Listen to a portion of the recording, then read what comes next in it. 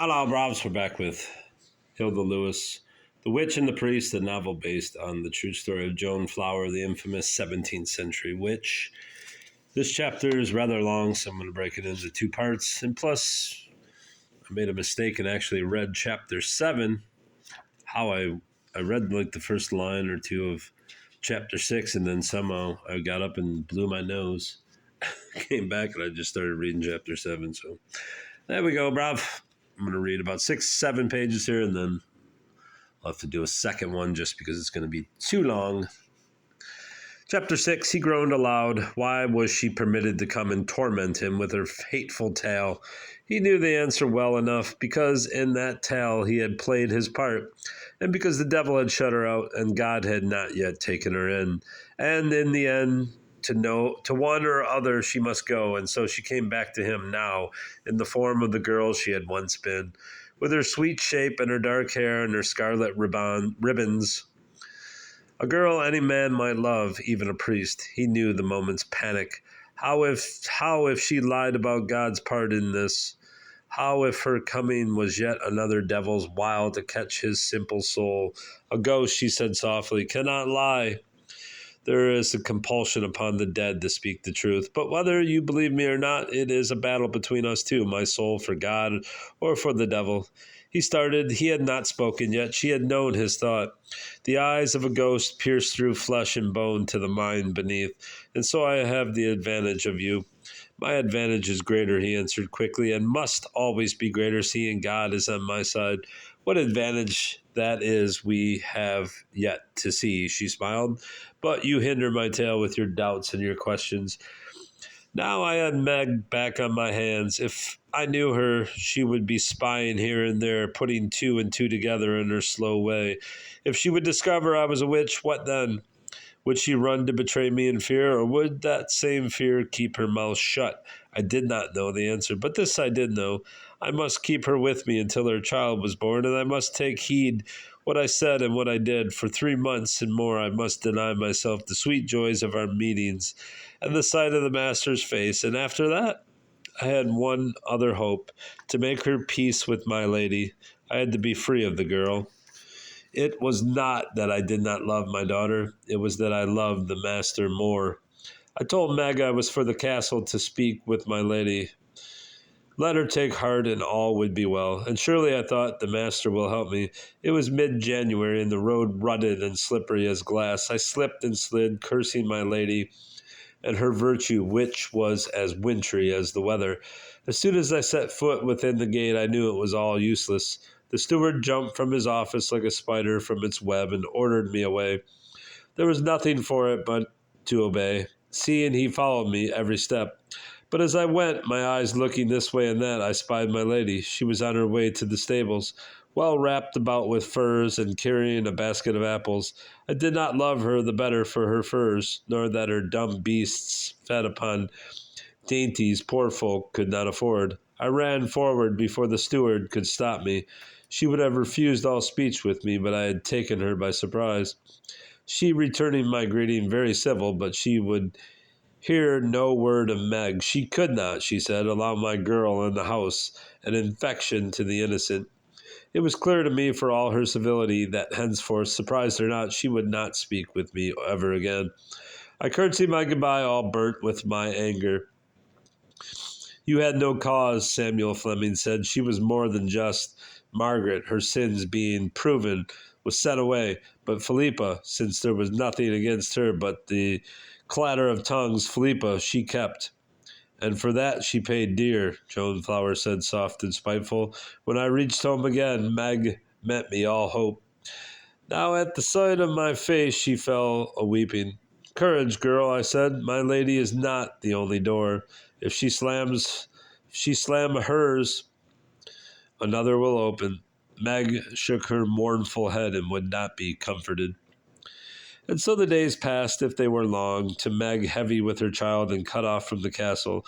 They were longer still for me, since her coming I had been obliged to miss the Espets. I had no friend in Botsford, and nothing to do but stare at my four walls. But now in 2 weeks or so, Candlemas would fall, and I must miss the Sabbath, and unless I could rid myself of Meg the following Sabbath also. For the sweet delights of our worship in the sight of the Master's face, I must wait at least until May Eve, and perhaps longer. Your Esbits and your Sabbaths, he interrupted with an old man's fretfulness. You confuse me. I had thought they were one and the same. Oh, she cried, how shall you judge of witches that are so ignorant in our ways? The Sabbaths are our high festivals, and we hold them 4 times a year. And to them come witches from covens both near and far to practice with us our holy rites and to adore the Master in his very presence. But the Esbit is for the coven only, and we hold it when and how we will, every week or more, if it please us. We eat and we drink and we take our fill of love, not with any spirit as at the Sabbath, but every man with his woman. And since we hold no worship, the Master is not with us, but the captain is there, and he is masked, and he wears both horn and tail, that we may remember the Master from whom all good comes. And though I longed unspeakably for the Sabbath, without the Esbits I should fall into a melancholy and die. So as the days dragged on, it was clear that there were but 2 ways out. Margaret must come to the Master, or she must die. Longer than May Day I would not wait. I had no wish to kill my girl, so I began to talk to her, leading her step by step to the heart of my matter. I spoke to her of my new God, that is the oldest of all the gods, but she did not understand. Yet the word witch she understood well enough, and fell a trembling, and would hear none of it. I was not surprised. She had a poor spirit, but how soon the thing that has shocked us shocks us no more. And so when I talked of the feasting and the dancing, she brightened. And when I spoke of how we lay in the moonlight and gave ourselves to the joys of the flesh, then her pale eyes glowed, and she took in her breath short and sharp. And so it went on, I talking, and she listening, and not being able to close her ears for all of her misgivings. Candlemas came and went, and I wept within myself for the Sabbath lost. February and March, and the earth fertile, and the beasts great with young, and Margaret also. In mid-April her child was born, so Margaret Flower had a child after all. Samuel Fleming said slowly, and I did not know it. I did not baptize it. He looked at her very stern. What became of the child? Priest, it died. The truth, the whole truth, which, for the love of God, for the love of the master priest, I delivered the child, and it breathed, an easy birth and a lusty boy. I would not let it suckle, lest she hanker after it. I tied up her breasts, and I dipped a rag in milk, and it throve. I did not baptize it, he said again in a heartbroken way. No, priest, we offered it, a sacrifice to the master. He leaned his head upon his hand and could not speak. She said, if your God takes a child unto himself, you say, thy will be done. So we say also to our master. Still he said nothing. He went on staring before him. She said, coaxing, you make too much of the matter. A newborn babe, what does it know? What does it feel? A long, sharp pin, and the thing is done. And when still he wore his dark, sad look, she said, sharp, you are a great one for mercy, priest. Yet you helped me to my death and my daughter's also, yes, and others too.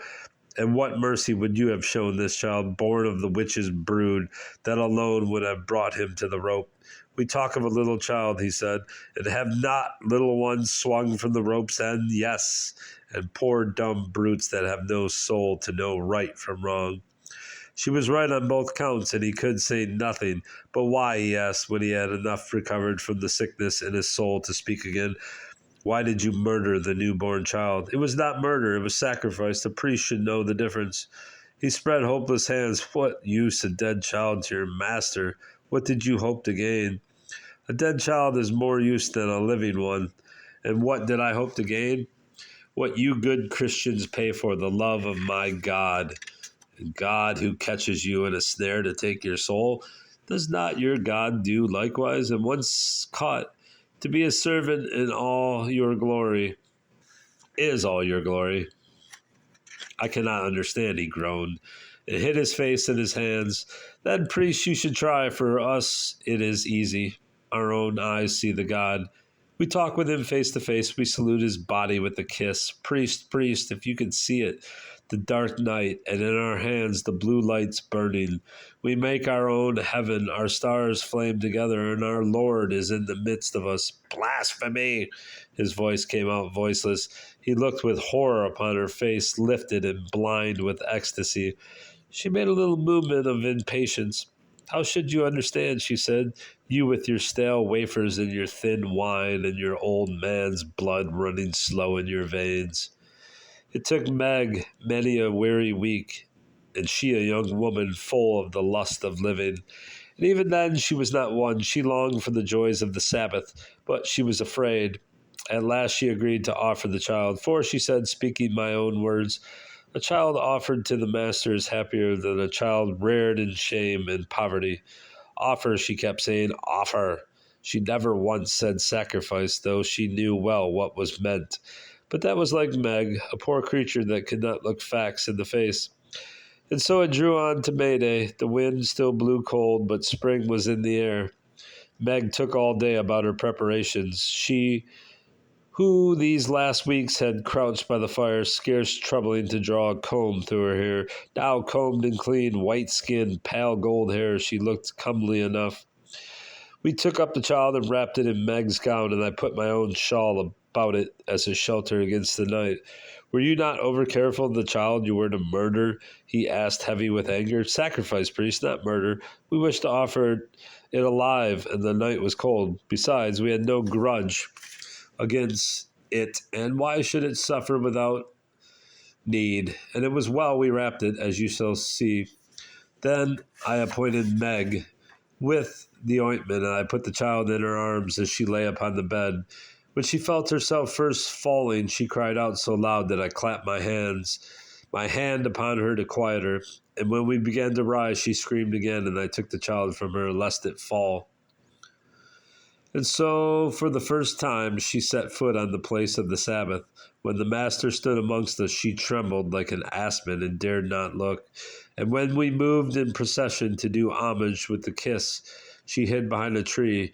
For though she might feast with us, she must not join our holy rites. She had neither offered herself nor been accepted. I saw her eyes all dark and staring, but whether with joy or with fear I did not know. With tears, maybe, Samuel Fleming said, or disgust. She laughed at that, because we salute him beneath the tail. Every part of the Master is sweet and desirable. Did not Moses see the hinder parts of God, and was there not a light all about him when he came down from the mount? I see, I do not preach in vain, he said very, very dryly. When we had paid our homage and were seated again, the captain cried out, now to the business of the night. Who has been zealous for the Master? Who speaks? And I rose up and I cried out, I speak. Here is a sacrifice to my Lord. And I thrust Margaret forward, holding her child. Then the Master bent towards me. It is well done, he said. To you, faithful servant, shall fall the honor of the sacrifice. So I killed the child. I killed it quick and clean with a long pin of silver, and it made no cry. But still Margaret trembled like a poplar tree that forever shakes. Then the captain drew his knife, and we offered the blood. When this was done, the Master said to me, what gift would you have in return? And I said, vengeance, Lord. Then he said, what vengeance? And I said, vengeance upon my lady countess that brought this girl to shame. Samuel Fleming let his head drop again upon his hands, but Joan Flower continued undisturbed. Then the Master looked at Margaret, all drooping in the moonlight. Pretty she looked, white and delicate, but for all she was a poor thing. He turned his back upon her. He looked at me instead. I am your master, and you are my servant, he said. But I am not the master of this girl. It is a request I cannot grant. As for the sacrifice, I thank her, but save at the hand of my own servant, I cannot accept it. Margaret began to cry standing there, the dead child held outwards upon her hands. Then the Master grew angry, and all the company murmured that her tears would bring ill luck. For witches cannot cry, priest, as you know. Since we have denied baptism, water will have none of us.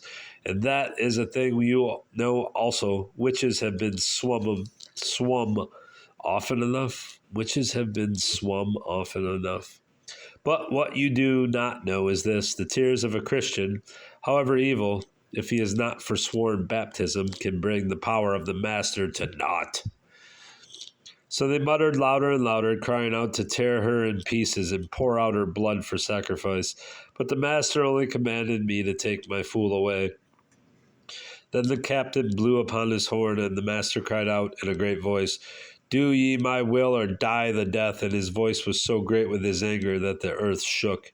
Thus he broke up the Sabbath, and there was neither fasting nor dancing nor any love play. And when I would have risen through the air and carried my girl with me, the master's anger lay so heavy upon me that I could not fly. So we trudged the long way home. Margaret had her gown, but I had only the shawl to cover my nakedness, and beneath it I carried the child. The coldness that came from it set my teeth a chatter, and our feet were cut on the stones. All the way Meg wept and would not be comforted. Comforted.